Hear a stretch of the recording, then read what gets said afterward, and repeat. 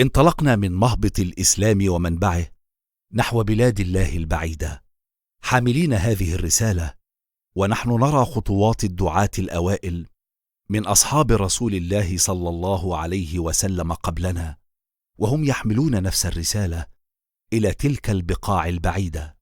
كانت تطوق أنفسهم رضوان الله عليهم إلى حمل هذه الرحمة وهذا الهدى إلى أبعد مكان يمكن أن تطاله أيديهم وأقدامهم من بلاد الله.